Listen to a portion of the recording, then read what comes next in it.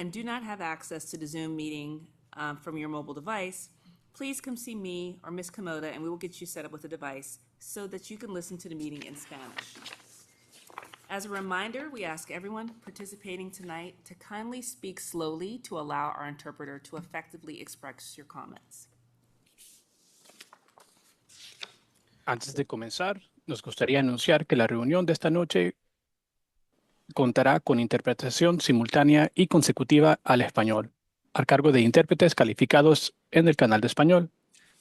Si nos ve a través de Zoom, puede acceder al canal de español haciendo clic sobre el icono de interpretación que aparece sobre la herramienta de Zoom.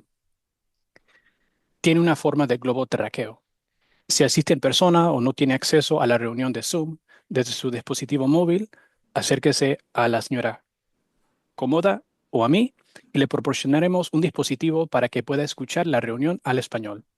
Como recordatorio, pedimos que todos los participantes de esta noche que hablen despacio para que nuestro intérprete pueda transmitir eficazmente su comentario. Excuse me. This meeting is being recorded and members of the public can watch online or listen by phone by calling 669-444-9171 using the meeting ID 822-1885-1893. There will be an opportunity for public comment for those participating in person. Each person will have 2 minutes to provide their comments. We invite each of you to introduce yourselves by name before presenting your comments. We're offering closed captioning for this evening's meeting on Zoom. Please select the live transcript button on Zoom to enable this feature. In addition, viewers may request a reasonable accommodation to provide public comment virtually. For more information about that, or if you experience any technical difficulties, please email pac@cityofsanrafael.org. And again, that's PAC, P-A-A-C, @cityofsanrafael.org.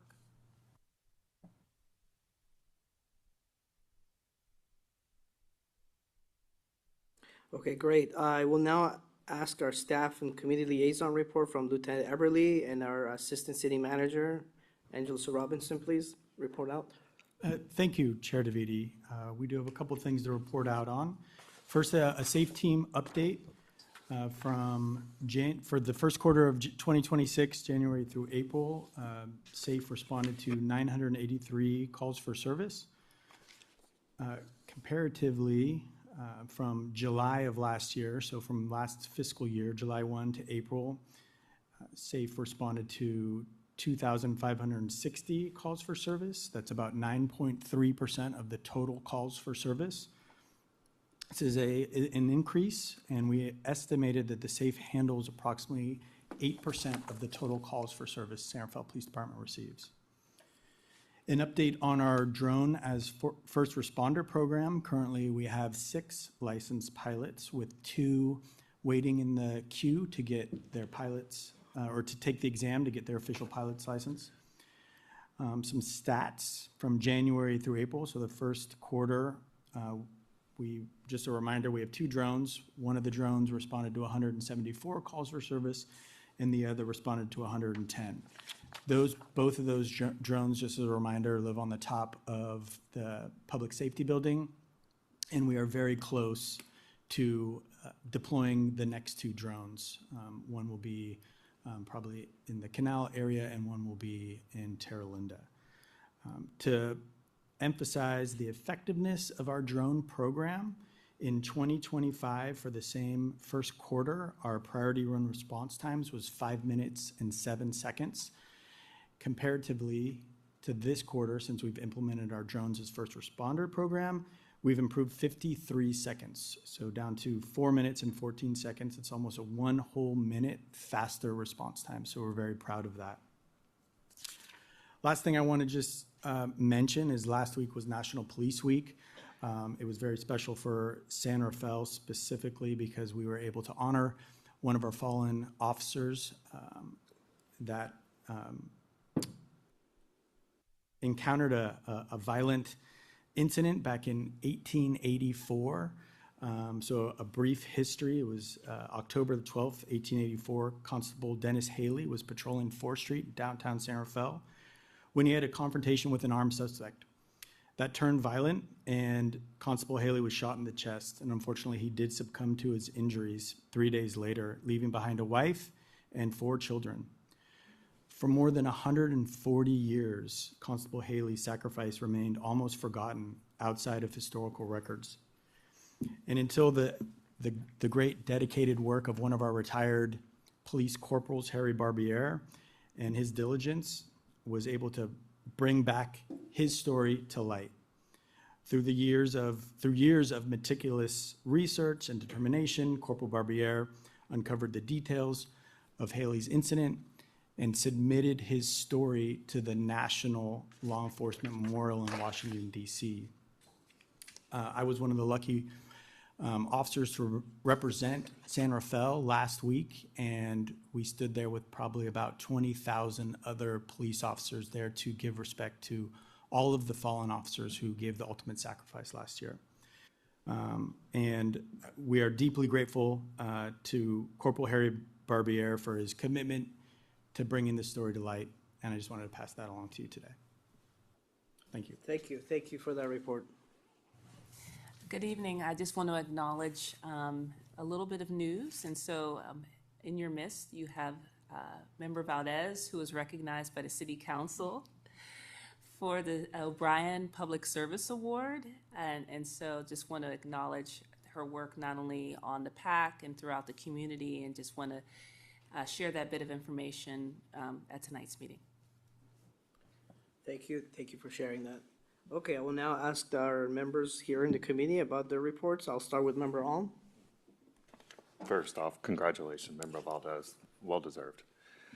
Chair, I have one item to report. On April 22nd, the San Rafael Federation of Neighborhoods, in collaboration with the San Pedro Road Coalition, co-hosted a listening session with Mayor Kate.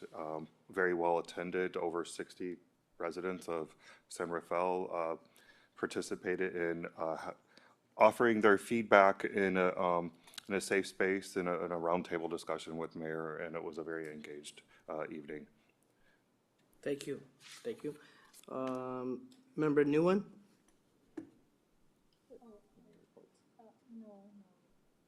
Okay, thank you. Member Ruiz? I am still working with my college, Voces del Canal, to knock in the door for our neighborhood, know about the rental rights. Uh-huh. Yeah, every week. Yeah, door by door. Thank you. Thank you. Thank you. Member Tukolahi? Thank you, and apologize for running late. I have two. The first one, it's an old issue. We've talked about it a lot of times. SRO, regarding SROs. I've did a lot of one-on-one with, I'm not going to say names or nationalities or did a lot of one-on-one with parents, and they're so concerned about their kids' safety at school. I don't know if this is the right,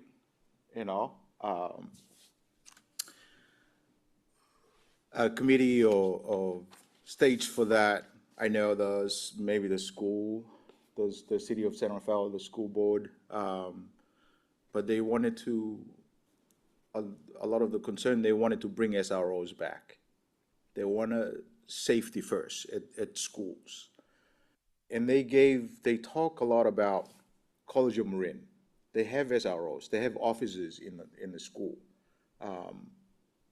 The grown-ups, the students who left high school, they take classes at College of Marin. They're happy, because they feel safe. They wanted to bring I know there's a lot of people who doesn't like the idea, but the parents, they're concerned about their kids. And if you don't believe that, go talk to the parents. We'll have both sides. But the majority of the folks that I've talked to, they want their kids to be safe at school first, because they trust that the school will look after their kids when they left home. So that's regarding SROs. The other one is, I know there's new work on it. It's regarding the only light by, street lights, the traffic light by Andy's Market. Eastbound, there's no U-turn sign, but a lot of vehicles making a huge U-turn on that traffic. And we have a few accidents, but there's also a lot of the big trucks, they can't make the U-turn, so they stuck in that corner and causing a little bit of people yelling and honking and, that's just the other issues that a lot of them, that, it's also during rush hour in the morning, the big trucks coming from the quarry. Right. You don't want to see one of the smaller cars stuck in that corner and one of those big trucks coming. Just a safety concern, because a lot of the parents drop off their kids and pick up their kids from the San Pedro Elementary School. Those are the two that, Okay, yeah. thank you. Thank you. Thank you. Hopefully you're taking notes. Okay, great. Let's throw it to Member Locks. Actually, let me just make sure, sorry. Yes, let's go with Member Locks, please.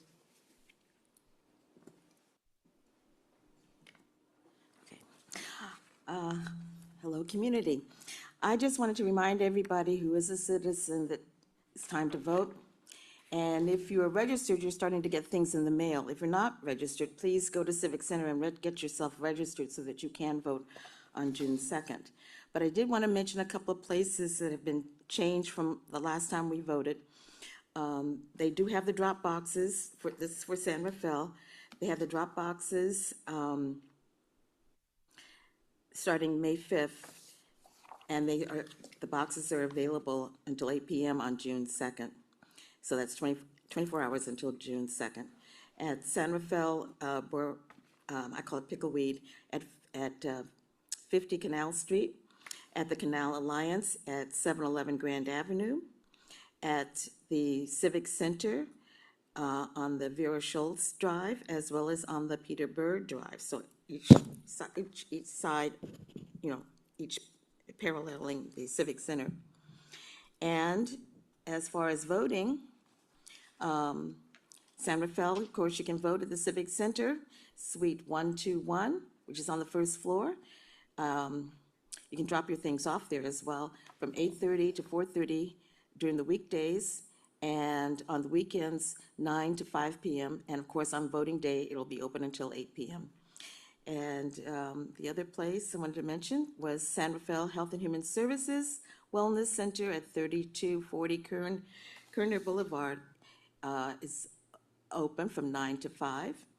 And San Rafael's, the First Presbyterian Church at 1510 Fifth Avenue, across from the old library. From May 30th, it's from 9 a.m. to 5 p.m., as well as June 1st, which is Monday, 9 a.m. to 5 p.m. May 31st, which is a Sunday, is noon to 8 p.m. But otherwise, all these places on June 2nd will be open from 7 a.m. to 8 p.m. So there are no excuses for us not to get out and vote. Thank you. Thank you very much, and we'll go to Member Valdez, please. On April 20, I participated in a accountability session with MOC.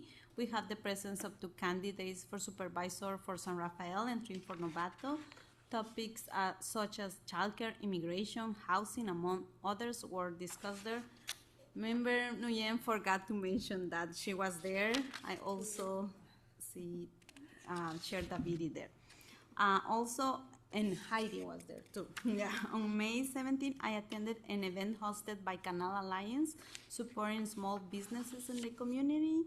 And on Monday, I attended a study group about sea level rise held at Canal Alliance, where there is staff from the city working on this important issue.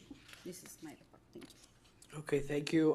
I again wanted to congratulate Member Valdez. She was not only awarded by San Rafael, City of San Rafael, but also with San Rafael Chamber of Commerce for your accomplishment. I also want to acknowledge Member Salma Laux, as you serve on the Marin County Financial Abuse Specialist. You were named a Volunteer Team of the Year, so congrats. It's nice to be served on such a bench with such esteemed people. Great job. I had a busy month. I attended the Heads Up Carnival at San Rafael High School.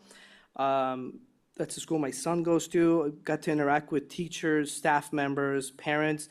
And just to echo what Member Tokolahi said, the topic of SRO is really hot. I mean, a lot of parents, a lot of different people are talking about different options that could be available to provide more safety at the school level. So that is definitely getting more recognition and noteworthy. I also attended a Ritter Center event, learning more about the homeless demographic and how they address this issue and different resources they provide. I attended the Center for Domestic Peace. I got to know an organization called Voices de Cambio, which is Voices of Change. They talk about their experiences surviving domestic violence as kids, as grown-ups. They had amazing guest speakers, really moving presentation. On a fun note, I attended the car show May Madness with my son. I got to see our San Rafael Police Department there. I felt it was a very beautiful, warm day, well attended. Got to see some amazing looking cars. I went on a walk to raise awareness for mothers with postpartum mental health support group. It's a free service. It's available to all, not just low income. So it's a great organization. And today I was at the Hispanic Chamber of Commerce, learn about Latino-owned businesses and their contribution to the industry. And on that note, I think it's been a pretty busy month for me. So, all right, let's go to our, I would now like to invite public comment, please.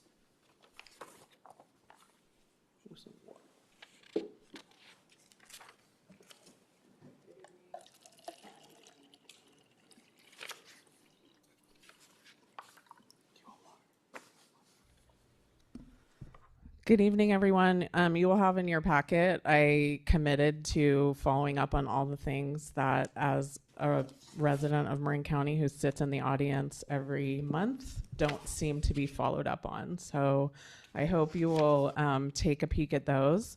I wanted to remind you all that you were created out of something terrible. The brutal beating of Julio Jimenez Lopez. Not just to sit here and approve things for the police department or to report out on all the things you did, but to transform the system so that it works for everyone.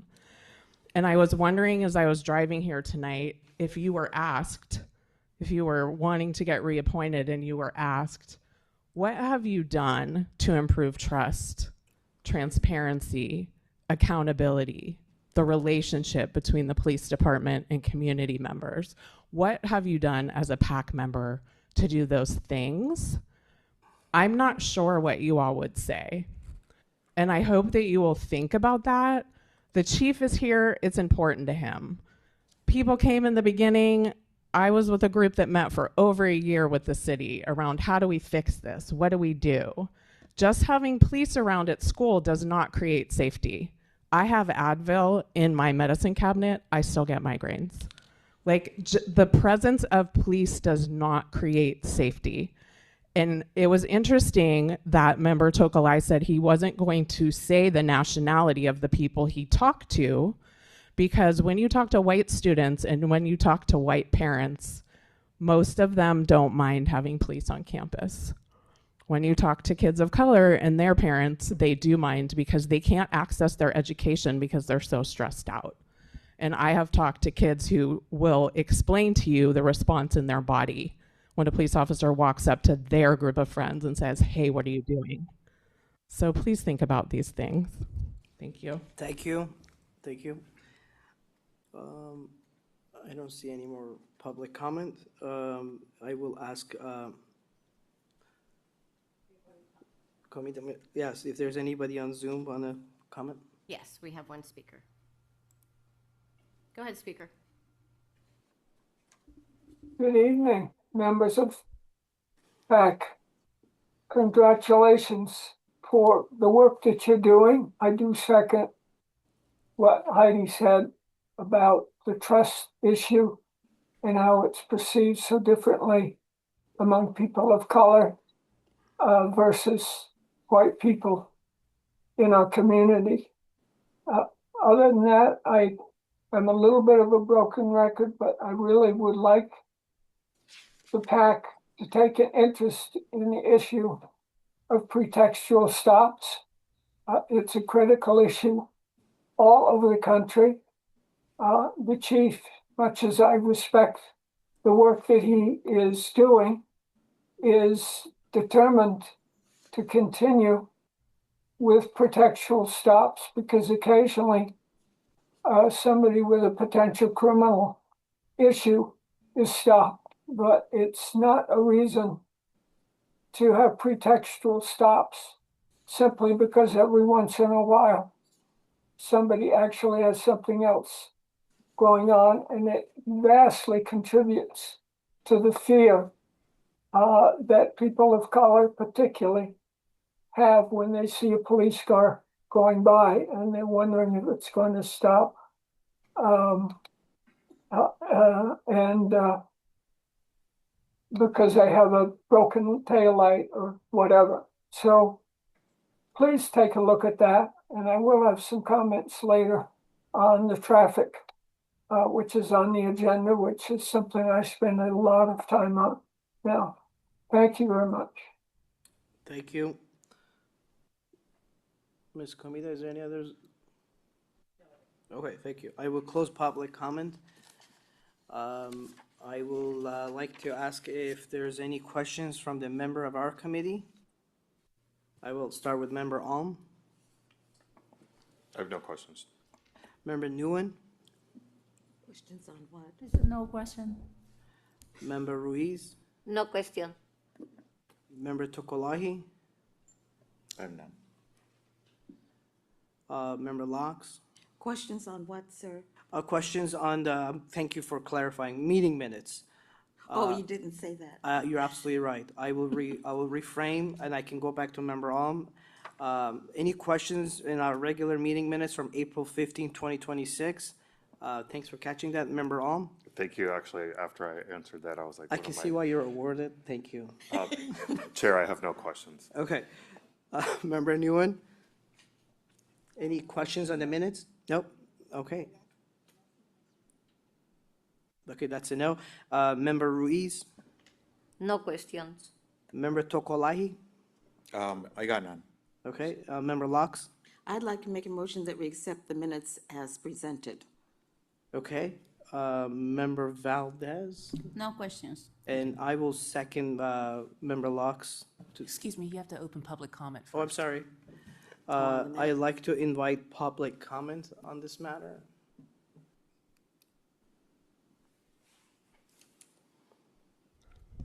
Hello again. I want to bring your attention to that the two things that you all have done that the police department has shared with the city council is last year during the military equipment presentation, you all recommended more drones because we had an outpouring of voices from the Canal neighborhood saying that the response time was slow and they wanted drone operators who spoke Spanish. We still don't know. We know overall response time has improved, but we don't know if those members who came or other residents of the Canal feel safer because there are drones now. There is a lot of evidence that people of color are over policed with military equipment. And then last month, we had the military equipment presentation again. The year before, we requested that you all ask for RIPA data to go along with it. Who's it being deployed for? Who are they using the military equipment against? And you made a recommendation again for more drones, the ones that can search buildings. When you all made a recommendation about pretext stops and implementing evidence-based RIPA strategies, that went nowhere, and it still has gone nowhere. And it went in an annual report that was on the consent agenda at City Council. So again, I ask you, if If you ask yourselves, what have you done to improve safety? If you feel the drones are improving safety, where's the data to show that? What have you done to improve trust? This is our 3rd year.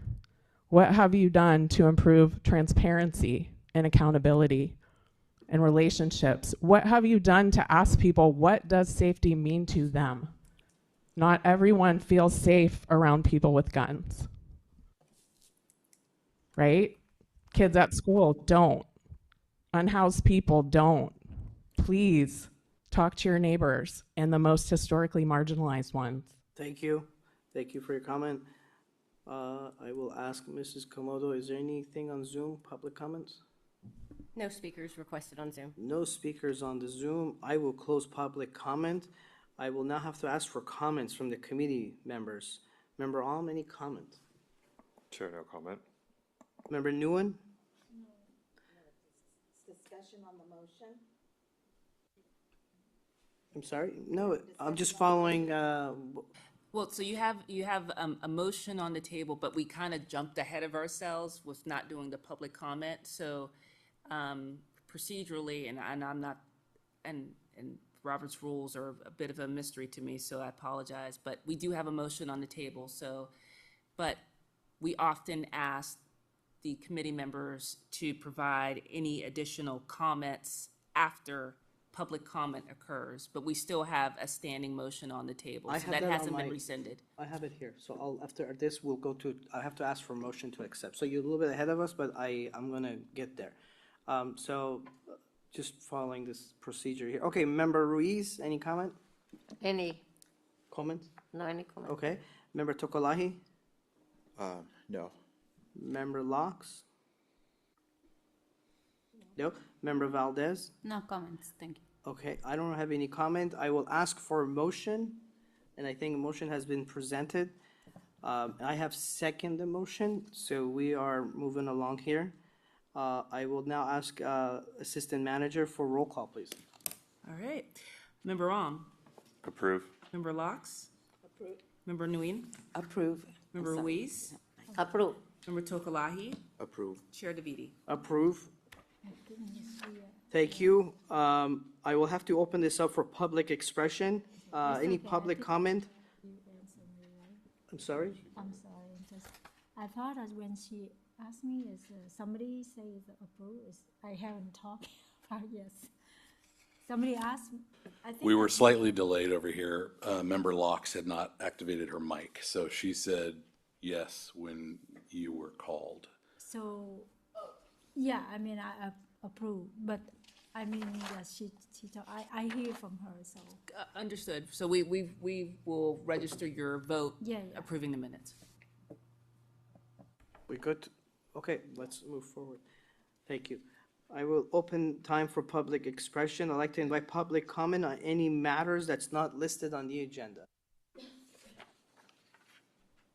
I am not seeing any public comment. I will go to Ms. Komodo. Any public comment on Zoom? No public comment requested. No for- comment? I don't see any comment. I will close public comment. Before we move to the regular agenda item, let's break to toggle the interpreters.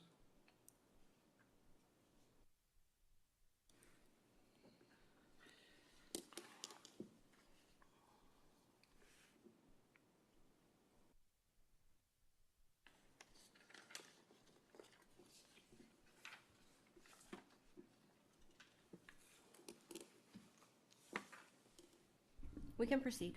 Okay, great. I would like to invite Officer Alex Holmes. Welcome. Thanks for being with us. You're going to be presenting on traffic and safety from Santa Barbara Police Department and Public Works and engineering staff to present. I will now throw it to you, sir. Thank you. Good evening, Chair, members of the PAC. My name is Alex Holm. I'm a lieutenant with our police department, and I'm here to present on the police department's traffic-related work and our role of our traffic division. Our traffic engineering team from the Public Works will also be presenting this evening. Following my presentation, their portion will provide additional context around the city's roadways and infrastructure, including how traffic and transportation safety issues are addressed through engineering, design, and interdepartmental collaboration. For the police department's portion of the presentation, I'll break this down into four main areas. First, I'll talk about the police department's overall focus when it comes to all things traffic safety. Second, I'll review collision data and statistics, along with the types of data and community input that help guide our enforcement and education efforts. Third, I'll discuss our educational and enforcement work. And finally, I'll briefly discuss our collaboration with the traffic engineering staff, highlighting how we work together on issues affecting roadway safety. And that will lead right into their presentation. The police department's overall focus when it comes to traffic safety is reducing dangerous driving behavior and reducing the number of collisions, especially injury collisions. We approach that work through three connected strategies: education, enforcement, and engineering collaboration. Education is focused on helping drivers, pedestrians, bicyclists, e-bike riders, students, older adults, and other community members understand traffic laws and safe behavior.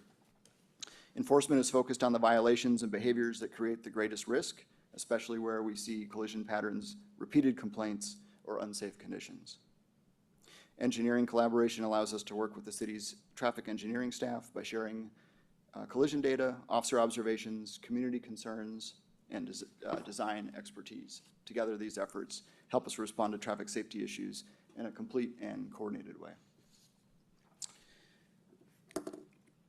The traffic division is a specialized team within the police department, and it currently consists of a traffic sergeant, 1 corporal, and 2 officers. In recent years, staffing constraints have limited the size of the traffic division. For example, in 2023, the unit consisted of just 1 traffic sergeant. With the current staffing level, we're better positioned to address traffic-related concerns and continue supporting our efforts towards safer roadways.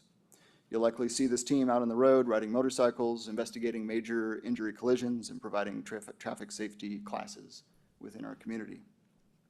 This unit also is responsible for a wide range of other related work, including enforcement, grant management, addressing traffic complaints, special events, traffic control, community engagement, and coordination with our traffic engineering partners. While the traffic division provides dedicated focus and expertise, traffic is not handled by this unit alone. Patrol officers also respond to collisions, conduct traffic enforcement, and address traffic-related concerns as part of their regular duties. The traffic division also helps coordinate these efforts, identifying trends, focusing resources on the issues and locations where we're seeing the greatest safety concerns, and of course, discussing this with our patrol team so that they're aware of these concerns as well. Next, I'll go over collision data and traffic safety statistics. The purpose of reviewing this data is not just to look at the total numbers, but to better understand the types of collisions that we're seeing, the behaviors that we're contributing to them, and where we may need to focus our enforcement and education efforts. Collision data helps us identify patterns over time, including injury collisions, DUI-related collisions, hit and runs, collisions involving pedestrians, bicyclists, motorcyclists. This information also helps provide context for the traffic safety concerns we hear from the community. When we combine these collision statistics with the community complaints and officer observations, we get a more clear picture of the issues affecting the roadway safety in San Rafael. Our enforcement efforts are driven by 2 main sources: collision statistics, which you'll see represented on the left on the map, and community complaints, which you'll see represented on the right side of the screen. Collision statistics help us understand where crashes are actually occurring, what types of collisions we're seeing, and which behaviors are most often contributing to those collisions. Community complaints are also an important part of the picture. Residents often report concerns such as speeding, unsafe turns, red light violations, stop sign violations, probably many of the same things that you see in your travels as well. And those are recurring traffic problems in specific neighborhoods and specific streets. The city's C-Click Fix system, which is linked from both the police department and city websites, is a primary and recommended way that community members can report these concerns. Those reports help us identify areas where residents are experiencing unsafe conditions, seeing repeated violations, or when those concerns may not yet show up clearly in our collision data. This slide shows reported collision statistics in San Rafael from 2022 through 2025. The table includes different collision severities as well as collision types. While the total number of collisions is important, we pay close attention to the injury severity and in collisions involving roadway users other than vehicle drivers like pedestrians, bicyclists. But speed also remains a major safety concern. As speed increases, both the likelihood of a crash and the severity of injuries increase, particularly for bicyclists and pedestrians.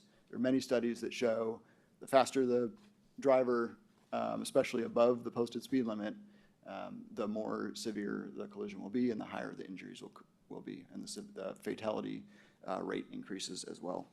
And specifically, that risk starts to rise dramatically above 20 to 25 miles an hour. So what are the causes of collisions? The slide breaks down the top primary collision factors, as we call them, that we're seeing in reported collisions. This is the driving behavior or the violations that cause the most collisions. Leading causes are unsafe turning, speeding, driving under the influence, unsafe starting and backing, traffic signal violations such as like red light violations. This information is important because it helps us explain how we set enforcement and education priorities. Our goal is to focus on the driving behaviors that are most often connected to collisions, especially injury collisions. Unsafe turning and speeding remain consistently high across the years as shown, and DUI continues to be a significant concern. By tracking these primary collision factors over time, we can better align our traffic safety efforts with the behaviors that are creating the greatest risk in our roadways. And the next section focuses on the department's education and enforcement efforts. The traffic safety is not addressed through enforcement alone. Education plays an important role in helping community members understand the rules of the road, the risks associated with unsafe behavior, and the steps we can take to keep themselves and others safe. At the same time, enforcement remains an important tool when unsafe driving behavior creates risk on our roadways. Our approach is to use both education and enforcement together with a focus on violations and behaviors that are most closely connected to collisions and injuries. We do have some funding support. We rely on grant funding to support many of our traffic safety efforts. As shown on the slide, our grant awards have increased over the past 3 grant cycles. Specifically in 25 to 2026, we received $105,000 in additional grant funding. This funding supports education and enforcement in several key areas, including driving under the influence, distracted driving, seatbelt use, pedestrian safety, bicycle safety, motorcycle safety, and additionally coordination with our neighboring agencies. The grant also helps fund equipment, technology, software, advanced officer training, and community education classes. The support is important because it allows us to continue to conduct more focused traffic safety operations and provide education programs that would be more difficult to sustain without using these resources. Our traffic enforcement efforts are guided by the collision data and the driving behaviors most often associated with crashes in San Rafael. Year to date, the highest number of citations have been issued for improper right turns, stop sign violations, unsafe speed, failing to yield at a red light, and failing to obey traffic control signs. These violations, as you can see from the previous slide, line up with the same types of behavior we see reflected in our collision data, including unsafe turning, speeding, and traffic light violations. This is important because enforcement is not just based on visibility or complaint volume. We're trying to focus our efforts on the violations that are most closely connected to that collision risk. In addition to regular traffic enforcement by our patrol officers in the traffic division, we also participate in specific enforcement campaigns such as Click It or Ticket, DUI checkpoints, roving DUI patrols in coordination with the neighboring agencies. And we want to use that enforcement, of course, in a focused way, addressing the behaviors that create the greatest risk and supporting safer roadways for all. In addition to enforcement, community engagement and education are a major part of our traffic safety work. We offer and support several traffic safety education programs, including Start Smart for newer drivers, Age Well for older drivers, Drive Smart, also for older drivers, bicycle and e-bike safety education, community radar and LiDAR demonstrations. We provide traffic safety information through neighborhood meetings, school presentations, Coffee with a Cop traffic Q&A sessions, conversations, social media outreach. Community Academy, these efforts give us a chance to explain traffic laws, discuss common safety concerns, and hear directly from community members about what they're seeing in their neighborhoods. Education is especially important when we're dealing with changing transportation trends such as increased use of e-bikes and where we want to encourage safer behavior before enforcement becomes necessary. This slide summarizes changes allowed under Assembly Bill 1778, which created the Marin Electric Bicycle Safety Pilot Program. Under state law, Class 1, 2, and 2 e-bikes do not have a minimum rider age, while Class 3 e-bike riders must be at least 16 years old. This Assembly Bill allowed Marin jurisdictions, including Santa Fe, to adopt local rules that place additional safety requirements on Class 2 e-bikes. Specifically, it allows our jurisdiction to limit Class 2 e-bike operation to riders age 16 and older and require helmets for Class 2 riders of all ages. This is important because Class 2 e-bikes include a throttle, meaning they can be operated without pedaling.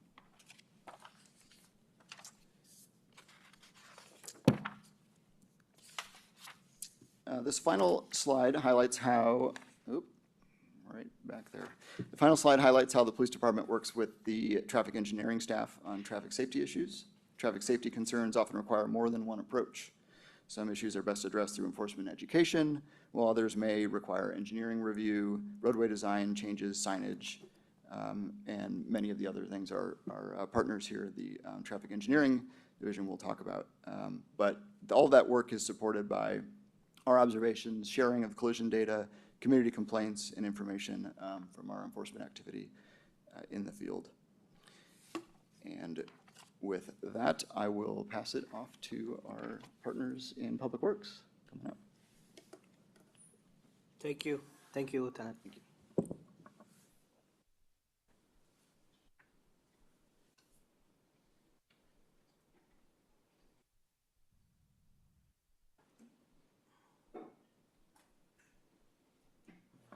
Okay. Hello, everyone. Thank you for letting us present tonight. My name is Kelly, and I'm a traffic engineering technician with the Department of Public Works.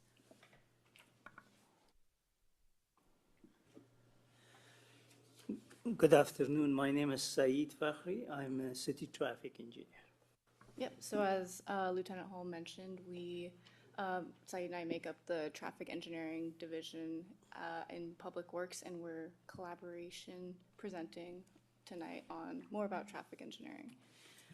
So tonight we will be starting with an overview of what traffic engineering is on a high level and what the type of work that Saeed and I do is, and then we'll go into how traffic and transportation safety issues are addressed, and then finally ending it out with our coordination within the city with other departments, and then coordination with other agencies. So what is traffic engineering? Basically, traffic engineering, an umbrella definition would just be to install and maintain traffic control devices. So that could be anything from maintaining streetlights and traffic signals to the installation of a bike lane or detection cameras on traffic signals. And then, as I mentioned before, traffic engineering is housed under the Department of Public Works. And then in a lot of the responsibilities that we have, we collaborate with other city staff, and that includes input and then also discussions to develop ways and means to measure or means to improve traffic conditions. And some of our example projects include AB 43. We were here last month to present on it, the speed limit reductions. Traffic engineering, we evaluated and identified the roadways that would be able to have a reduction in speed limit, and then we also coordinated with the police department on identifying some of those roadways. And then once installation of those new speed limits would take place, we would then coordinate again with the police department to see what that enforcement would look like, educational and citation-based enforcement. And then another example of a project that we are currently working on is the Embarcadero Way one-way conversion pilot project. There's a segment of Embarcadero over by San Rafael High School that is very narrow, and it was originally a two-way vehicle travel lane or travel road, and then we are temporarily putting in a one-way road. So drivers are only able to go in one direction of travel. And this project came about with many discussions with the police department and sharing of collision data. And then since the one-way has been installed, we are working with them to make sure that drivers are aware of the one-way. And then this third bullet point is the installation and expansion of MyoVision detection cameras. So at a lot of our downtown San Rafael traffic signals, we have installed MyoVision cameras, which allow for detection. So if vehicles are waiting at an intersection, they get prioritized if there's no other vehicles, which allows for reduction in wait times and a more overall efficient traffic and transportation network. And then along with those is emergency vehicle preemption. So at those intersections with MyoVision, we can also install EVP, which allows for emergency response vehicles to be able to communicate with those intersections. So if they get a response call, they're able to go through those intersections more quickly and allow for a quicker response time, since it will hold vehicles, or it will allow for them to get like all green lights and then hold the vehicles that are already waiting in a red phase. It'll just extend that. So it reduces the response times for those emergency services. And then these last three bullets are all continuous things that we coordinate on. So like maintenance and repairs, wherever there might be something out, coordinating on those traffic control plans, and then any signs or striping issues that come about, we work on together. I think a good rule of thumb to think about is Saeed and I in traffic engineering, we handle a lot of the regulations and installation part, where the police department handles a lot of the enforcement part of it. And then I'm going to pass it over to Saeed to talk a little bit more about the common resources and rules that we use. So traffic control such as yield sign and stop sign and traffic signals, the design of signs, the shape of sign, the color, and the type of striping you see on the road, they all fall under the Federal Highway Administration that's in charge of the traffic in a federal level. And they update and prepare what we call Federal Manual on Uniform Traffic Control Devices. So obviously they don't want discrepancy, they want uniformity. So you go from state to state, from city to city, traffic signs and rules won't change. There's a slight variation, so it gives State Department of Transportation, in our case Caltrans, an authority to review the federal and then make minor revisions or update. And they have 3 years after publishing the Federal Highway Administration document to work on that. And then with those modifications, they submit it to federal government, and then they have their own state MUTCD. So that's really our kind of law, and it's connected to CVC, California Vehicle Code. So the other standards we use in traffic is Caltrans standard plan and specification. Say for signals, not cities really have, or counties have their own standard. They all follow the state standard, not only in installation and also in the type of pole and the design of pole for wind velocity or foundation, all those things. Some of the other document we use, obviously at the top is City of San Rafael Municipal Code. The section is about traffic. So it's kind of reinforced California MUTCD and reinforced California Vehicle Code. Within a limited authority that cities have, they can modify some of the things that I'll state later. So that's another document we go by. American Association of State Highway and Transportation Highway Design Manual. So in terms of doing street design and geometry and those, we rely on those. And then in terms of capacity of roadways, we follow FHWA Highway Capacity Manual, which include all the streets, including city street, local street, highways, and freeways. And obviously, one of our other resources is Institute of Transportation Engineers, ITE, trip generation manual. That's what we use when we review a new development, say in downtown, how much trip they create and where the trip goes, and if there are some improvement the city or developer needs to do prior to occupancy. So those are all addressed in a transportation analysis, and that's based on ITE. So as I mentioned earlier, uniformity in the federal government for traffic is very important, and also in California. And so that's why CVC and municipal manual on uniform traffic control governs most of the traffic law. If we install a stop sign somewhere with sign and striping, we have to go and study the volume, the delay, everything per the California standard. So every stop sign you see everywhere, or every yield sign or signal, there has been a study before that it's needed.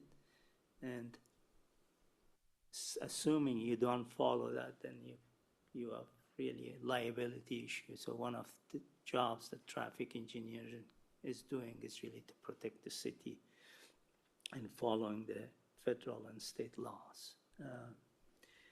So really, the definition in traffic is a state business. So it's not really city or county.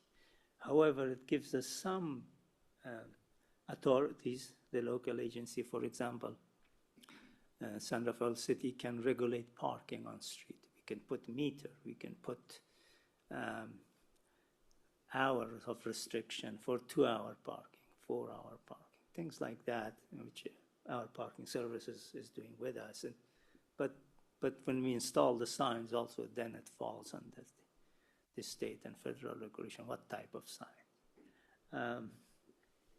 So basically, it's not just the traffic control, which is stop sign, and it's construction traffic control plan. Also, when we close lane, how to put cones, how to put sign, electronic sign, and all those things are. However, the time of traffic control plan is under our authority. Sometimes my PG&E comes and have the plan to work on 4th Street or 3rd Street, and then we, due to the traffic and congestion, we have the authority to say no work from say 7 to 9 a.m. or from 3 to 6 p.m. Sometimes we don't allow them to do work during the day. So it will be night work, provided there's no residential. So those are our kind of authority. Next slide, I guess. Yep, thanks, Saeed. So now that you know all about traffic engineering, here I will let you know how issues are addressed. So for a transportation issue, if it's a smaller scale issue, something like putting a sign in or doing a repair of a street light, we use C-Click-Fix, which Lieutenant Holm had mentioned. It's the city's issue and request reporting service. But we also have our phone numbers for Public Works and our email that can be used for any of those issues. But after that issue is seen and submitted, it will go to the correct city staff member for evaluation. So if you have, let's say, for example, you want another speed limit sign on a street in downtown San Rafael, that would come to myself and Saeed for evaluation, and then we would go look at the site, see any potential solutions, and then for this example in particular, it wouldn't require necessarily a lot of public engagement since it's one of the speed limit is one of the rules of the road, so we would just be enforcing that by adding another speed limit sign. But for something else, such as like a red curb in front of someone's property, that would require more public engagement and coordination with that property owner. And then after that would take place, we would go into the design and installation of the sign. So it would just be something like what Saeed had mentioned, following the standards as laid out in the MUTCD for the size of the sign and what it should look like, and then installing it with our maintenance team in Public Works. And then for the larger transportation issues, these are normally included in our capital improvement program, which is a document created by Public Works and done every fiscal year. It's updated with the projects that we will be looking at throughout that, the projects that we'll be looking at that have rolled over and or will be starting that fiscal year. And a lot of these projects have longer timelines and have grant opportunities related and tied to them. So once a project is identified in the capital improvement program, if it falls under transportation, city staff, Saeed and myself would look into that project and what will be implemented as a part of it. And then we usually would hire consultants and contractors for additional help in creating the design for it. And then usually through the design would include coordination, public engagement, and getting input from others, and also coordination within city departments, so including the police department, and that if it is a project that pertains to them. And then we would go, once we finished and finalized the design, it would go through construction and installation. Yeah, and then I've talked a lot about coordination with other departments and other agencies. So for other agencies, we usually work with Marin County Public Works, Transportation Authority of Marin, or TAM, Caltrans, Sonoma Marin Area Rail Transit, the SMART Train, Metropolitan Transportation Commission, MTC, Marin Transit, and Golden Gate Transit. And we do a lot of collaboration and coordination so that we are all aware of the projects that are happening at the same time, so we don't impact others or other agencies in ways that we are not aware of. So it's just making sure that we're all on the same page and makes it more efficient to get work done. And then internally, we, similarly to PAC, we have the Bicycle and Pedestrian Advisory Committee. It's also made up of residents of San Rafael, but the committee is more focused on bicycle and pedestrian projects. So at those meetings, we have presentations from other agencies or updates from us on projects that relate to bicyclists and pedestrians. And then, as Lieutenant Holm had mentioned, we also have the Advisory Traffic Committee. So that is not a public meeting, but it's internal only, and it's made up of city staff from various departments, including the police department, fire, public works, planning, and parking. And then overall, we just have open channels of communication since we are collaborating together towards the common shared goal of protecting the safety and well-being of the community. Yeah, that's it. Thank you very much. Okay, thank you. Thank you, Lieutenant Holmes, Saeed, Kelly, for your presentation. I will now like to, should we toggle or? Okay, why don't we toggle for interpreters and then we go to our questions. Thank you.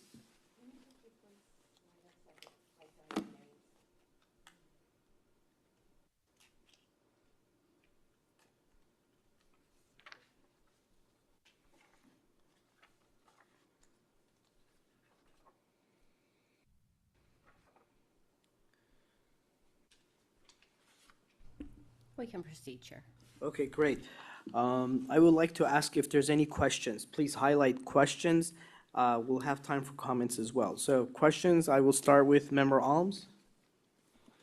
Thank you, Chair. I'm excited that this has been brought to the PAC finally. Several questions. I do apologize. A lot of these I probably should have asked and answered offline, and I just had a full schedule.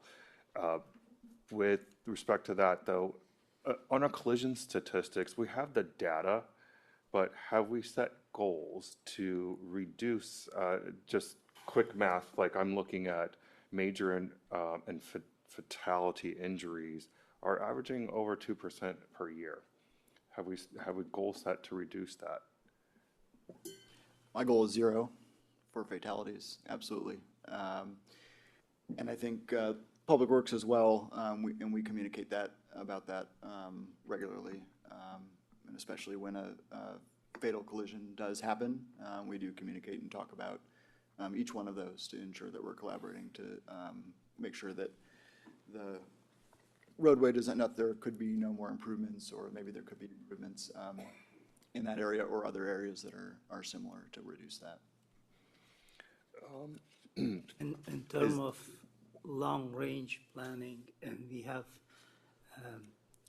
local roadway safety plan that the county-wide and city adopted it, and now transit agency that was in charge of it, they are going to update it so that we know which intersections had fatality and severe injury historically. So as we get funding through grant or city fund, we look at those intersections and see the type of collision and the improvement that's required. And some of them are not just intersection, it's the roadway segment too.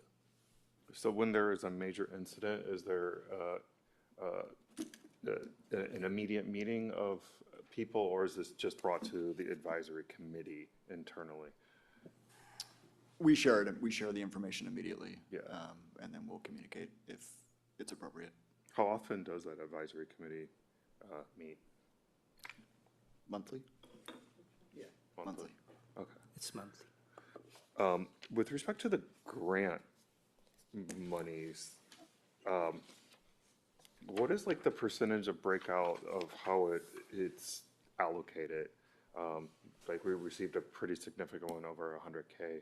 How is that broken out, and what is spent? Good question. So for instance, the Office of Traffic Safety grant, which we have been fortunate to receive for many years, the grant specifically breaks out line items for instance, advanced officer training.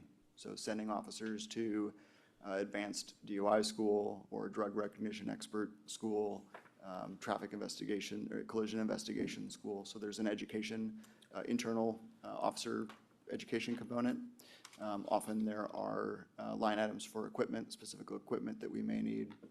And then there will be line items for very specific enforcement, such as X number of DUI checkpoints, or certain number of hours for seatbelt enforcement, or additional targeted specific violation-specific enforcement. The grant that engineering applies is project-specific. There are so many grants. It could be for bike and ped improvement, could be for roadway safety, could be for complete street. So we apply for a specific project. So our traffic enforcement division is a staff of 4? Correct. Today as it stands, yes, a sergeant, a corporal, and 2 officers. And how is that staffing like scheduled? Like, how is that scheduling allocated with just 4? Right. 24/7, 365. Primarily, they work during the day when our collision rates are the highest. We do modified schedules to work later into the evening, especially in the summer when it is lighter out later. They also have other responsibilities, special events. For instance, the Marin County Fair is coming up, and we are responsible for all of the traffic control at the fair, specifically after the fair ends and the fireworks are over, everyone leaves at once. So they're responsible for managing that as well. But we stagger their schedules so that we can have as much coverage as possible. Is 4 enough for the needs of the city? The chief turned his light on. No. So what Lieutenant Holm is representing is a reorganization of the police department. So when I joined the organization, there was a sergeant and 2 motors, and then we had some staffing issues, and those 2 motors went away. And you know, since COVID, we've seen driving behaviors kind of off the rails a little bit, if you could forgive my editorial. You know, addressing those is really important, and resourcing the enforcement and the education elements is really a priority for us. So we reorganized in the wake of our staffing crisis to 4 operating traffic officers with a supervisor. We recently experienced the retirement of a senior traffic officer and have yet to replace that individual. So we're at 3+1. Soon we'll hope to get back to 4+1. I have a vision for much more than that to address injury, collisions, and community complaints. So I can be specific in my future comments and recommendation, what would Chief like to see? Well, I'm not sure. So I'm kind of a data guy, so I'd like to see what's going on in town and, where the peak activity is and where the collisions are and what volume we're experiencing. There was a time in this organization where we had 8 in one, or maybe 7 in one, way before my time. But so, the staffing has fluctuated in specialized units like traffic, and it just depends where we're at and what we're realizing at the time. I can't imagine, but it could be that we're so effective with the small but mighty traffic unit that we might actually reduce it and focus on other areas. But I'm not, traffic is always it's always among the top 3 community complaints that I hear about when I engage in the community. So it's a perennial issue that we focus on.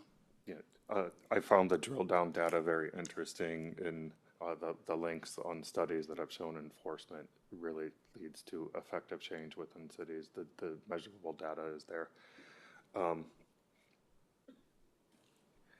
Final question, I'm always, with respect to the community engagement, how much input do we receive a year? And and a little bit of a breakout, like what is it generally towards as far as reported from the community?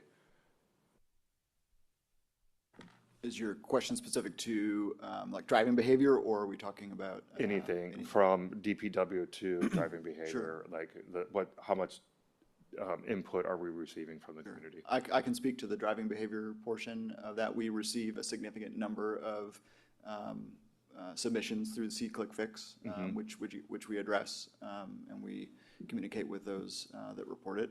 I don't have the number off the top of my head, but they regularly come in, and we address them. And then from the DPW side? Through See-Click-Fix, I think traffic, if not the first in volume message we receive from community, maybe the second.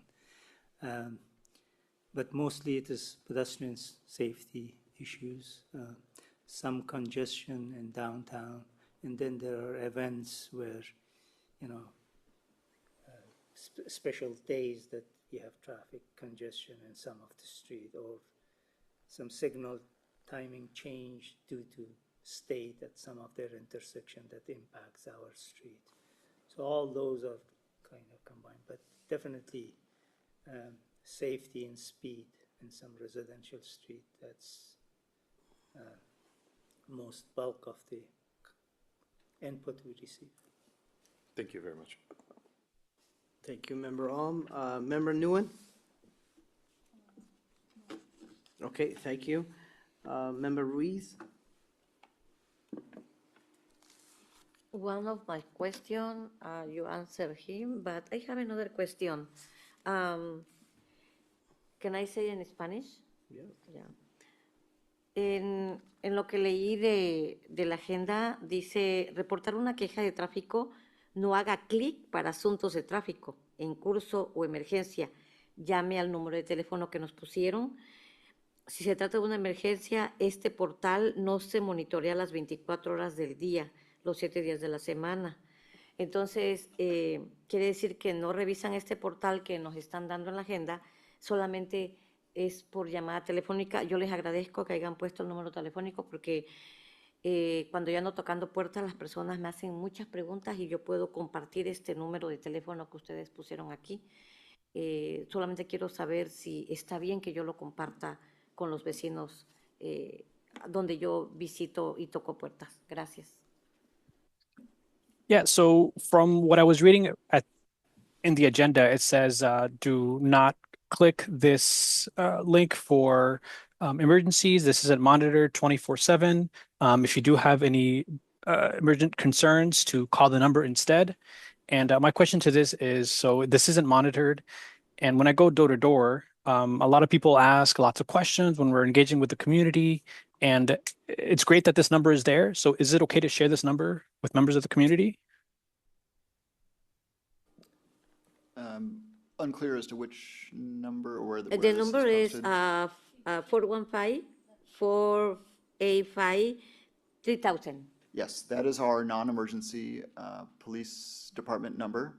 So we ask that, sometimes people will submit things or issues on See-Click Fix that are happening right then and there. Someone is driving and they think that the person might be intoxicated by the way they're driving. So that See-Click Fix submission is not monitored 24/7. We see them when we come in the morning or maybe later in the day. But if you see something in the moment that is happening in the moment that you think should be addressed right away, then you can either call that 485-3000 number or, of course, 911 if it's something that you think is an emergency. I have another question. The line from Francisco Boulevard to Bellam, the Francisco Boulevard, eso es very short time and make a lot of traffic. How to fix this? So the light that's at Bellam and Francisco East and consequent lights, those are all under the State Department of Transportation, Caltrans. So when they did the off-ramp remodeling or reconstruction, they had to kind of do the modeling and change the light to become more efficient. They're coordinating with us in the county. Their main purpose was at the off-ramp, they didn't want backup to go all the way to the main line of the freeway, which is kind of, but we also had interest. We didn't want backup on Bellam to go past Kerner or on the other side going all the way to Anderson. So they had to do the model, and when you do the model, you have to check it in the field. So it took him a while, and then one thing that model suggested they did, and it really severely backed up on Bellam all the way past Kerner. So they observe it and we observe it, and we are constant communication. Then they adjusted. So recently it has been very good, and the feedback from public is also very good. We got input from not only public, we got it from school buses, from transit agencies. Today when I was coming here, just a side note, it was really bad, and then I found out it's the collision on Freeway 101 North near North San Pedro that backed up all the way, so nobody could enter the freeway. So that's some event that we can't really do anything about it. But signal timing, Caltrans has been adjusting and coordinating with us, and so far we have seen is, it's a balance. You don't want backup on freeway, you don't want backup on street, so they have adjusted as much as they could. But they're still working on it, they're still observing. Thank you. I also wanted to add something in response to Vice Chair Ruiz's question about See-Click Fix. So the Public Works Department is working with the Canal Alliance to do a campaign around See-Click Fix in Spanish. And so I don't have the dates just yet, but the training is going to focus on using See-Click Fix as well as what it's appropriate to report and when. So just wanted to note that that's something that has been on our radar, and we're working in conjunction with Canal Alliance on that. Thank you. Thank you. Thank you. Member Tokolahi? Thank you, guys. I have a few quick ones. The first one, two of the members have brought up regarding community engagement on education. I just saw that one of the response from the public mentioned the seatbelt enforcement initiative for this month for the city. And they also back to prioritize education instead of punishing those people. And you talk about education, like how are you guys going about with these education regarding community engagement? It's so many different ways. We are often invited to speak with neighborhood groups. We will do Q&A sessions. We'll address specific concerns in those sessions, but also provide education about, the same thing we're talking about tonight, what the collision data looks like, what is causing these collisions, what is the driving behavior that is causing injuries. There's a lot of informal education that goes on every day with our patrol officers out in the community We are, Coffee with the Cop, our traffic sergeant is, really wants to do more traffic Q&A sessions because everyone has questions about traffic. Everyone has questions about, the vehicle code and what's legal and what's not, and people want more information. Social media is been great for us. We've had a lot of engagement on social media. I think today, even if you look at our website, on the top banner of our website, it talks about seatbelt safety. So through all of those, it's not just one thing. Certainly, each of those things together, we try to do as much as we can. And this is just focused on San Rafael, right? I'm sorry? Just San Rafael? Correct. Is it possible for you guys to do like a broader county? Just because a lot of people who drive into San Rafael doesn't live here, but they work here. A lot of, folks who works here live outside the city. And it's, I don't know. Yeah, we hope that our social media reach doesn't just stay within San Rafael, and we hope that those conversations that we have out in the community are people that not only live here, but that work here or that visit us. So we invite everyone to participate. Okay. And this is just another, it might sound funny, but you guys probably ran into the person sitting in front of the firehouse facing the Civic Center. There's a car, it's breakdown, his own house. He's been sitting there for over almost 2 weeks. Just the other day, I try and connect him to some of the, safe team, and and I also brought lunch for him, and he threw a box of milk at me, so I had to go home and change my clothes. Because I work at the Civic Center, so I see him every day, trying to help out. But I haven't seen any, because I know 72 hours parking limit, right? I don't know if that case, Yeah, we're well aware of the individual. Okay. Our SAFE team has spent time trying to resource the individual. Parking Services is aware of it, There's discretion, you don't necessarily want to take. It's a tough one. Yeah, so, but the beat officer is aware, the SAFE team is aware, county, mobile crisis is aware, and the individual has been resourced, and we continue to try to manage the individual. Cool.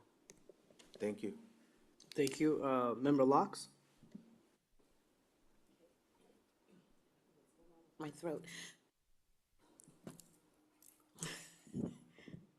Anyway, excellent presentations. Thank you so much. And I do have some detailed questions. I'm going to say your name. Lieutenant Holm. I'll begin with you. On the slide about the collision statistics, I would like to have some clarification about the year-over-year trend total accidents. This one. You've got two percentages in red, and then you have the other two as minus. What are they referring to? Because under 2025, it's minus 20.6%, just to round it off. What, minus what? Sure, I can address that. Those numbers have been updated. The information that you have is, as someone else said, the math was not mathing. Yes. And we caught that in the copy and paste error. So those numbers aren't, the trend is accurate. So year over year, 22 versus 23, 23 versus 24, 24 versus 25. So what it's showing is that there was a significant rise in collisions in 22 and into 2023. That number was reduced in 2024 and into 2025.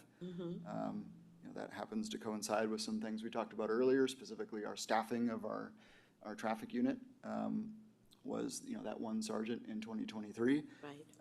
And we have been able to increase the staffing in our traffic unit into 2025. So I apologize for the, Well, basically, it brings it back to approximately what it was in 2022. So I'm sort of still questioning some of the numbers, if they're really improving, or if this is just, 25 was just, I'm not sure that your intervention is reflected in the numbers, is what I'm saying. yeah, I'll say the numbers that you have, the percentages are not accurate. There was an error in the calculation. Okay. But the trend is certainly there. Okay. The second question I have, it says alcohol involved, 81 cases on that slide. But on the top collision causes under DUI, which I'm assuming is mostly alcohol, you have 75. So there's a discrepancy in that number.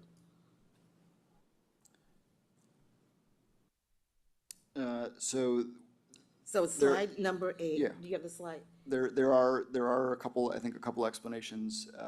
One may be alcohol involved, but the primary collision factor was not determined to be driving under the influence. So these, in the primary collision factor section, or I think I listed the top 5 causes for the collisions, and when an officer is investigating the collision, they'll make a determine as to what vehicle code violation was the primary contributing factor to the collision. Okay, so that's why that one varied.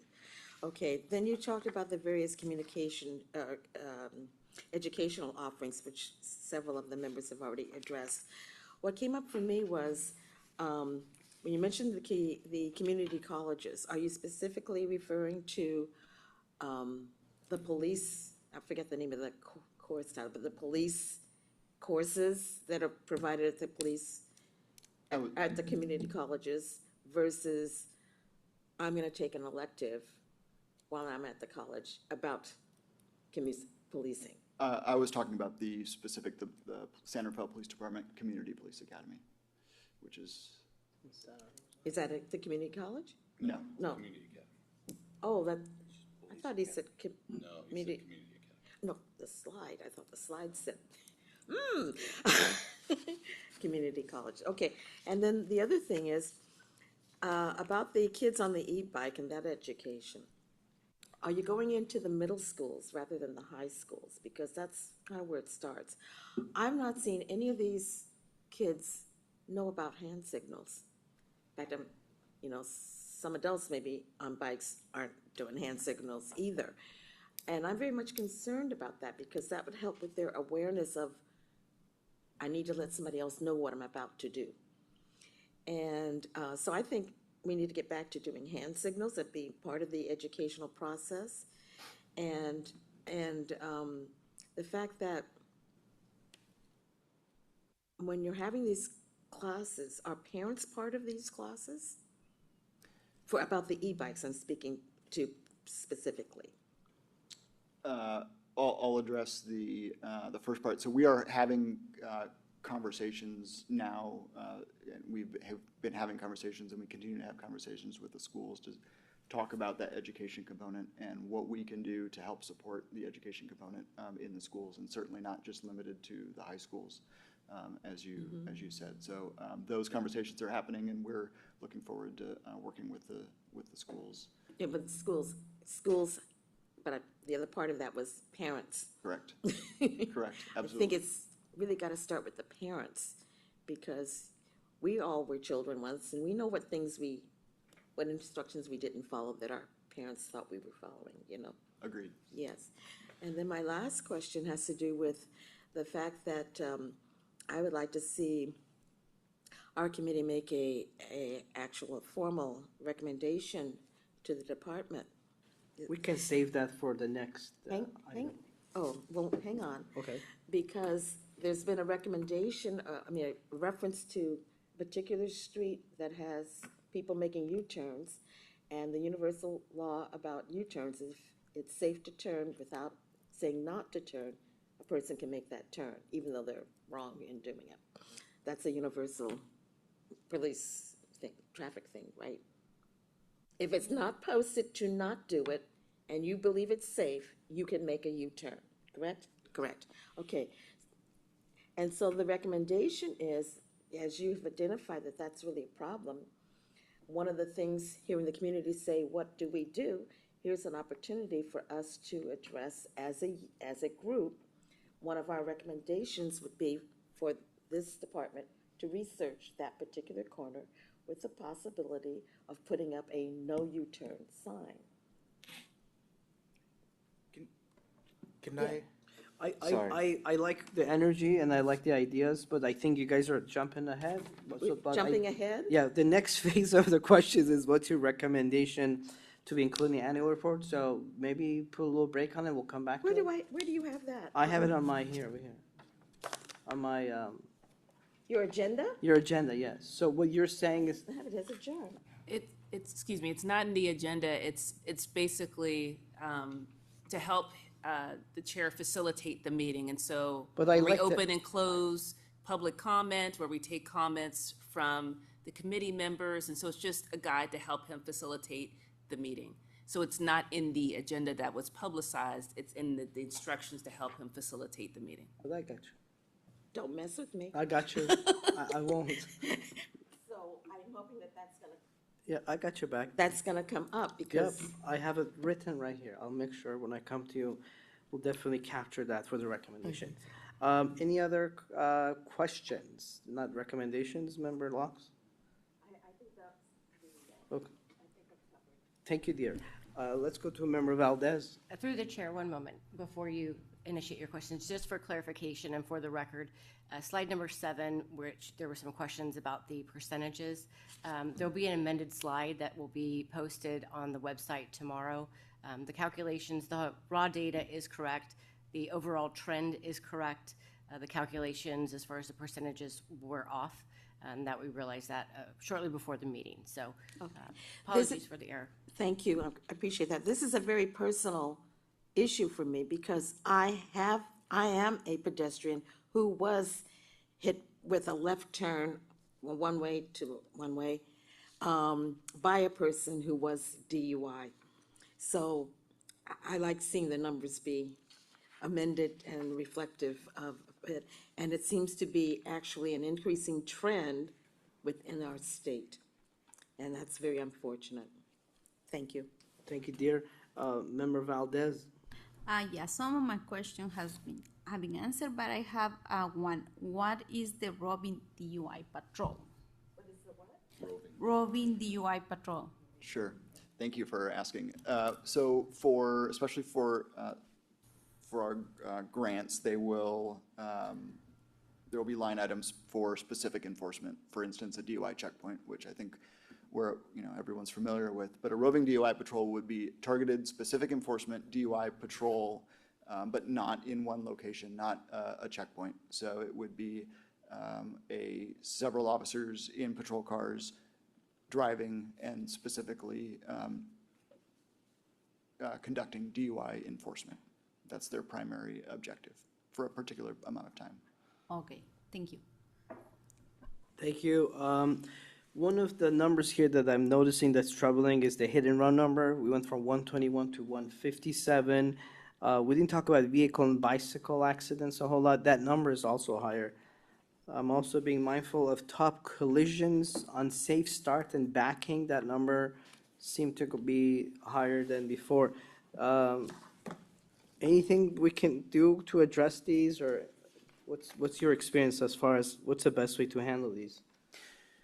And we look at all of these, this data, not only just as the numbers, but where they're happening. So as part of that collaboration we've been doing, we have the ability to very easily map these specific locations where the collisions are happening and sort by primary collision factor. Where are the collisions happening where speed was a factor and we had the highest number of injuries? Where are we having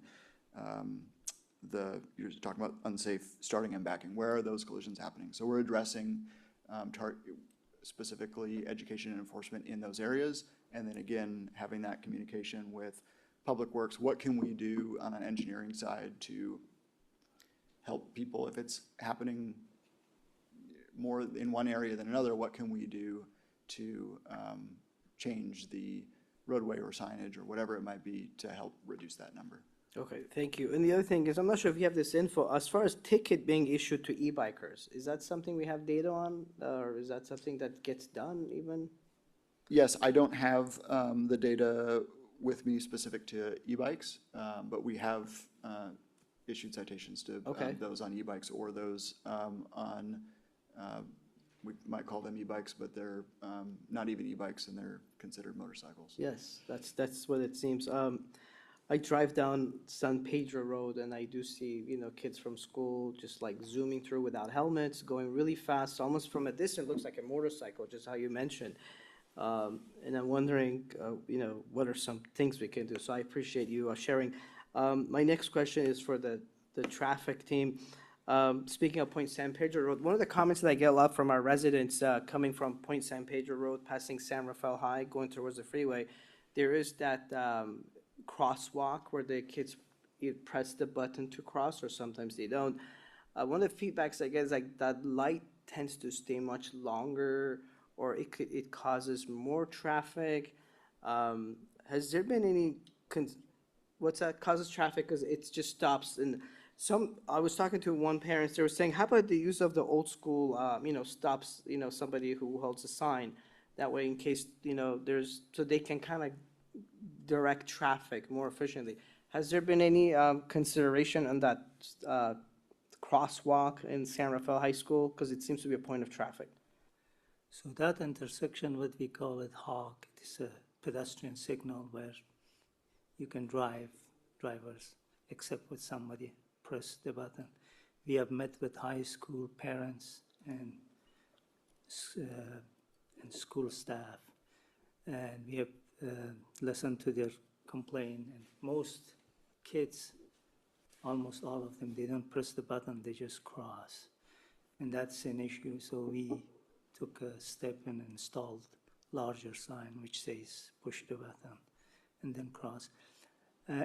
As it comes to the timing, we have to time it for the 85% slowest person there. So if the kids can cross really fast and probably in groups, but the signal walk time is designed to accommodate certain percentage of people. So in case somebody cannot cross, then that's enough time.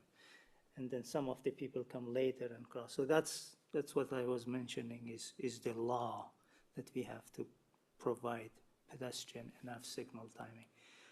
In terms of education and stuff, we are actually, because we installed one here at near Canal, and we have observed ourselves that people don't cross. They think it's safe to just cross without pushing the button. So we're putting a poster board at those locations to push the button first and then cross. Relatively, that HOG is new. Relatively, I'm thinking 3-4 years. So in California and a lot of cities have installed it, state has installed it. So there are videos that I told the school to share with their students. We haven't put our own video, but we're trying to do the poster and everything. Because some of the drivers also don't know the rule. Because once the pedestrian passes and it starts flashing red, they're still stopping. But that flashing red, it's a stop sign. So when you stop, then you go. So those are the issues that we are working with schools and with Canal to educate them on how to use it. Thank you. Has there been any consideration of using AI to efficiently move traffic through? Well, every signal is kind of an AI. It's in itself. Every traffic signal, as we mentioned, camera and detection and then signal timing. But again, there are certain rules of, just to give you an example, like yellow time is very critical in accident lawsuit, and we call it dilemma zone, and it has to be programmed right. So every signal has controller, and the controller is a computer, and check everything, and if it's malfunction, it doesn't allow contradictive movement, and if does something happen in the power, it start flashing red, and that's what you see sometimes the signal. So those are AI, but yeah, there are trends in programming corridors with the AI, which our consultant now is kind of using it to develop new plans for downtown. Thank you. And my final question is, we have a city that's growing, we're getting bigger in 3 to 5 years, more apartments, I imagine more traffic. So is there anything other cities doing as far as to stay ahead of traffic? Because this gets mentioned a lot from residents, businesses. Thank you. Yes. Do you want me to answer? Please. Yes, especially with the downtown development, we are actually looking at, and the main barrier in downtown is smart and also access to the freeway, which also plays a role in emergency evacuation. So we're looking at all those things, and actually we have a budget capital improvement to look at in future what the city will do with smart, and is there any possibility, feasibility to raise it or go down? Yes. It's just a study to see the feasibility of, and that's a long-term kind of planning issue. Okay, thank you very much. No further questions. I would like to open for public comment on this matter.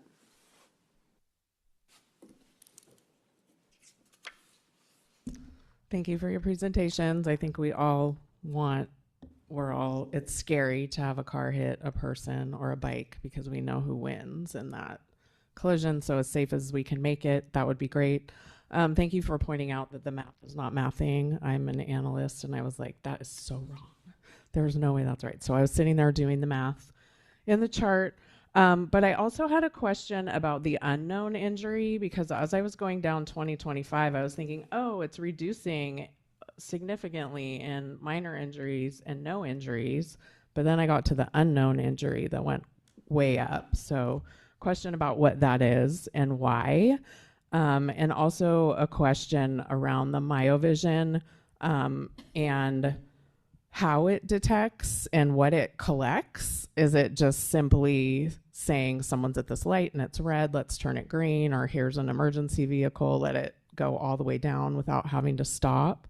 Or is it actually collecting data on what car is there that's identifiable? Because if it's not identifiable, I wonder if there's something like a sensor like that near the high school that can sense when kids are getting to the crosswalk where they're crossing when it's not safe to go, that it could help the light like it does for emergency vehicles change for pedestrians during busy times when the kids are trying to get where they want to get because they're done with school and they're happy and they're going to go hang out with their friends somewhere fun. Thank you. Thank you. I will come back to that one. Let's see, any Zoom questions? Yes, we have one comment. Okay, please. Hello again, Steve Bingham. I've been working on traffic safety issues for over 15 years since my daughter was killed in a horrible crash. So I wanted to just, in my little 2 minutes, bring up a sort of philosophy of traffic and street safety that has driven the movement for safer streets for 7 or 8 years. It's called a safe systems approach and provides a sort of philosophical guideline for how to approach interaction of enforcement and road structure and so forth. The safe systems approach essentially says that people make mistakes, either or intentionally they drive too fast. And what we have to do with the infrastructure is redesign the infrastructure in ways that makes it impossible for people to make particularly speeding mistakes without ruining their car. And you'll see this all over Europe, where there are chicanes and bulb outs and all these new vocabulary of concrete that's actually on the streets that forces cars to slow down to maybe 20 miles an hour in order to get through the street. Now, and there's also speed bumps and other things. There are ways these can be designed so emergency vehicles aren't slowed down, because there has been opposition from fire particularly. But I just note, I live in Terra Linda and Calindus, and the police department did put out a radar speed apparatus for a little while, but after it was taken away, the traffic quickly went back up to often 40, 45 miles an hour, which is too unsafe for this kind of neighborhood. So as you approach all this work, think about how there's an interrelationship. We want to reduce enforcement by redesigning streets. Thank you. Thank you for your comment. I will close public comment. I would like to ask the staff if they can answer any questions, especially the one that Heidi asked, if anybody wants to answer that. I can. Go ahead, Lieutenant. I can answer that question specifically about the unknown injury. We are also looking into that. I met with Ms. Komoda, and we're trying to figure out where that came from. Thank you also to Member Alm for pointing that out as well. So we're looking into that. We'll provide an answer, updated sheet. And MyoVision, our Public Works partners can talk a little bit more about MyoVision as they maintain the system, but I will say that no specific identifiable data for vehicles such as license plates or high-resolution photos or any of that is being at least provided. It's not capable of that as far as my knowledge, and certainly not being provided to the police department. Okay. Mr. Chair, as it relates to the second commenter, there were a lot of comments in there about engineering, and this is part of what we partner with Department of Public Works about is, how can we educate and how could we engineer our roadways and infrastructure to reduce collisions, injury collisions, and increase community safety through traffic. So this is a lot of what we focus on. There was also comments made about, the speed sensor devices that we have, mobile or portable speed detection trailers that we use in areas of community complaints. It's a good data point for us when we continue to collaborate with the community. We continue to address community complaints. So that's something that, unfortunately, we don't have one for every roadway, every neighborhood, and we do move those based on community complaints. The comment about enforcement, people make mistakes. Sometimes it's inattention. I didn't realize I was going 10 miles over the speed limit. I totally get that. We've all kind of been there. But then there's also willful acts, right? Like having your phone in your hand or not clicking your seatbelt on or not properly,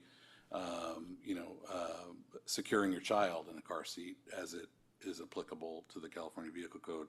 So there's some inattention stuff that happens and there's some distraction stuff that happens, but then there's also what I would describe as more willful. So the officer in their discretion in contact with the potential violator makes the best determination and exercises their discretion in the course of an enforcement contact. Thank you, Chief. Appreciate that. Okay, we will move to the final segment of our meeting. Do you have any recommendation from this presentation that should be included in the annual report to the City Council? I will start with Member Alm. Recommendation. Thank you, Chair. My number one recommendation is to increase staffing level for the Traffic Enforcement Division to at the minimum 7 to 8 officers, so we can get additional coverage that would meet the needs of our city, so we can become much safer. My other recommendation is I'm going to be going into an equity lens. And if it is our desire for the police department to continue with pretext stops, it is California Civil Vehicle Code that our rear license plates and taillights and turn signals are unobstructed. And people with lower economic means are not rolling around the city with bike racks behind their vehicle. And I would like to see equitable enforcement of Civil Vehicle Code with respect to bike racks. It is just a glaring,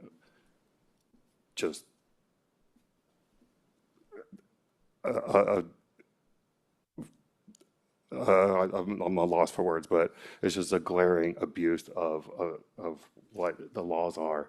And those vehicles that are rolling around are completely unsafe, and it's just unfair that people with better economic means are just flagrantly usurping the law. Thank you. Thank you, Member Alm.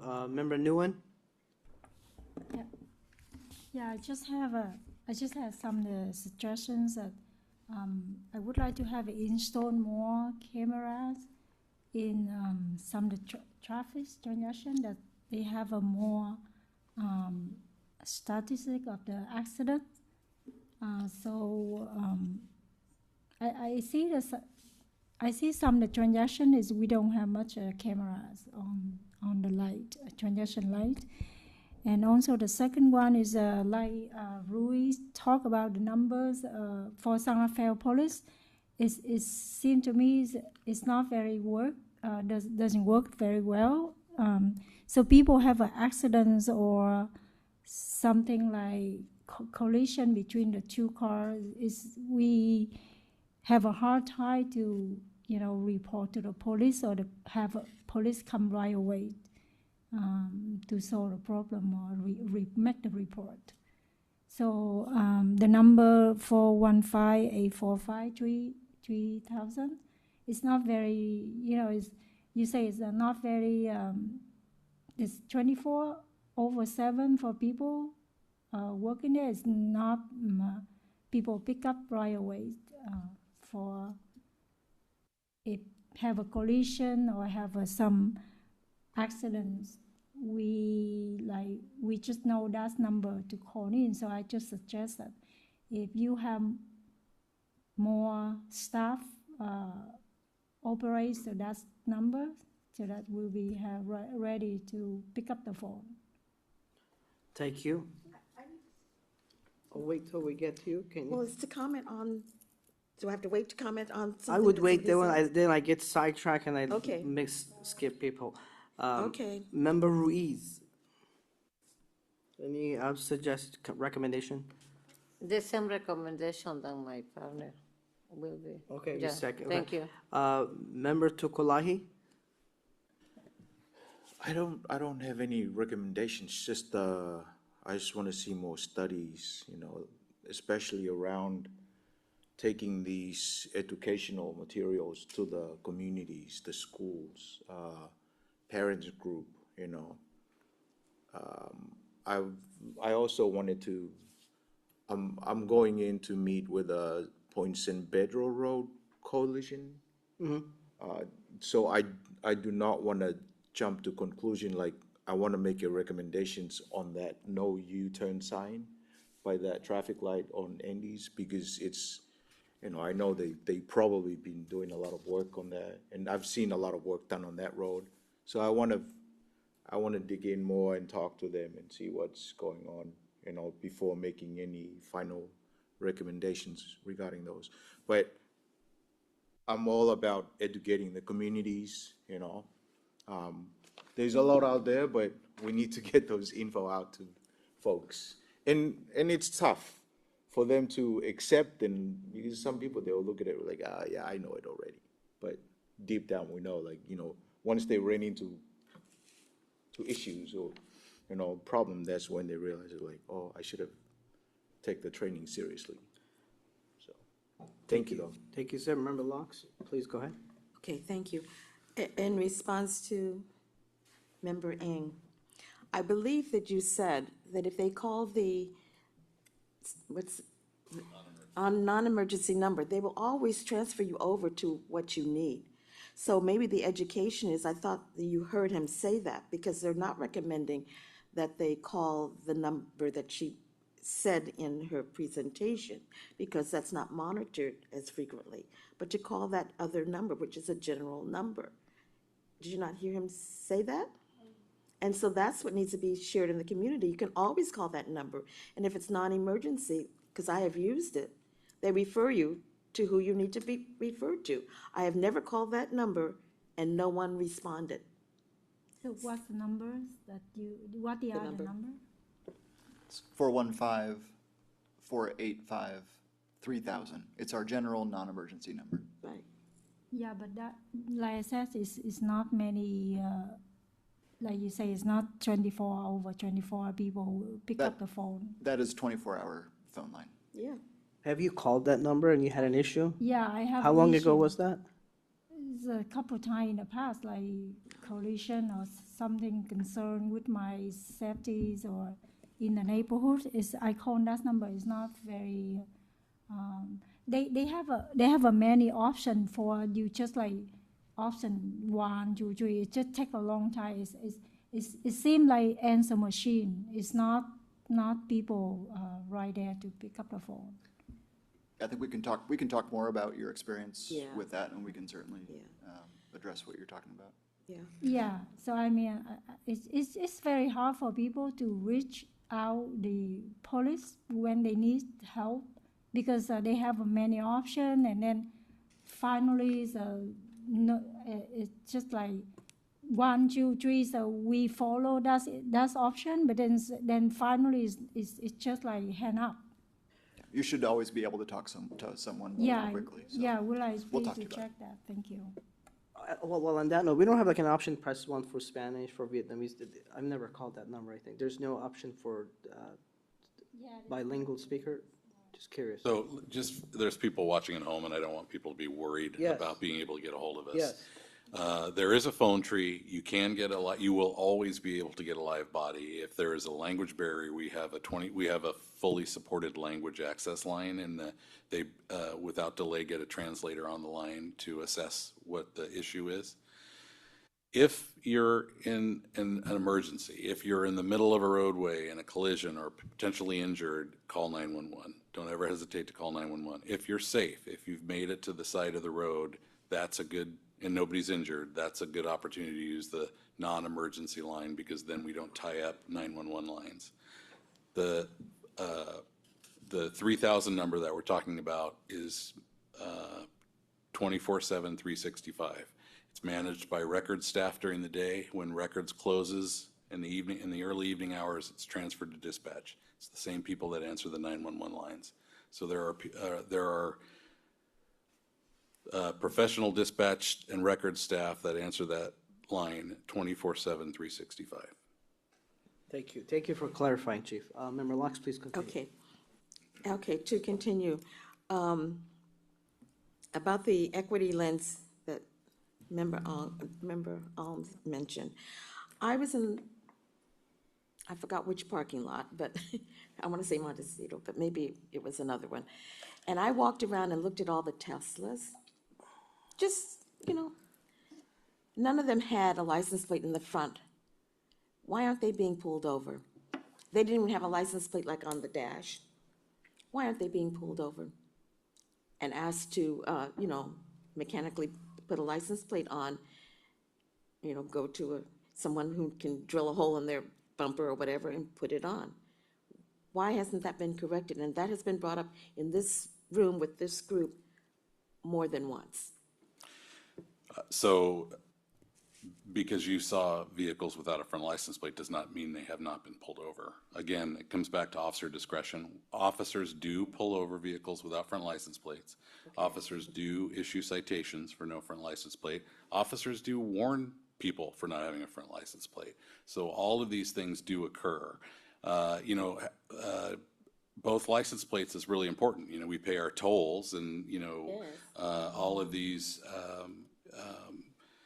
these things in vehicles, having registration, it requires 2 license plates. That's the law, and we do pull Teslas over for not having front license plates. So just because you see a bunch of them in the parking lot doesn't mean that they haven't been pulled over a couple times. Well, perhaps next time when there's a large group of them, I'll write down the license plates numbers and submit them to you to see if we've actually have had interactions with these people, because that has been brought up in these chambers several times. And so we need to really be able to address it in a better way. Okay, and then the last thing that I wanted to say was that this committee needs to understand that when we're making recommendations, we need to formalize our recommendations by doing a motion and voting on it. That's how we formalize our recommendations. Otherwise, it gets lost in the paperwork. So the recommendation for increasing the staff, and you pulled yours, the one I was gonna work on about the light, the sign. I understand you wanna wait on that one. But, so anyway, so any recommendations that we go forward with, we need to do them as a motion and vote upon it. And we need to get in that practice all the time. Thank you. So if you want to make the motion about the staff. Ms. Comida, can you please refresh our memory? My understanding is somewhat different, but I'd like to know what the process is. Certainly. There's no requirement to take a vote on a motion. You're more than welcome to. We have done so in the past on various items. However, if someone were to make a motion, there wasn't a second, or there's not a majority vote, the motion would fail. Either way, everything that is said during the meeting is recorded. As you recall from your last annual report, there was a specific appendix in the back that went over each meeting, what recommendations were made, who made those recommendations, and the status of those recommendations. So it is not lost in the paperwork, as you referenced. However, it's your discretion whether you'd like to make a motion. Yeah, I'm neutral, but from my understanding, is part of the reason why we're like specific asking for recommendation. It almost sounds as if it's been kind of their vote, or this is their recommendation. This is what people want to be captured. So whether we do a second motion or we just say what we say, it doesn't strengthen its validity. It's more or less just being captured. That's correct. Everything is captured in the Okay. annual report, all recommendations. If you were to take a motion on someone's specific recommendation, then that's also captured. Either way, it's still captured and recorded in the annual report, which is then sent to the city council. Okay.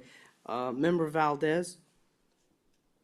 I don't have any recommendation, just like comment. Thank you for the presentation, and I think maybe I have a recommendation. Also support Member Tukolahi about the education with the community about all the laws.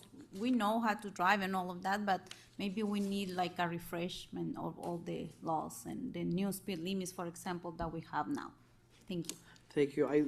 I go last. I just think there's been a lot of great recommendations. For me, I think the one thing, if there was a process, or we may need to plant to see as far as training or permit required for certain kind of e-bikes.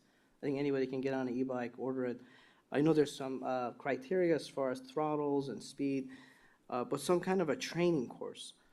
So it's not so, just order from Amazon, get it the next day, and I'm on the road kind of thing. The other thing you mentioned is Coffee with the Cop. That's an event that I went to. It was held at United Market. I think it was very well organized. There was a lot of police staff. There was coffee.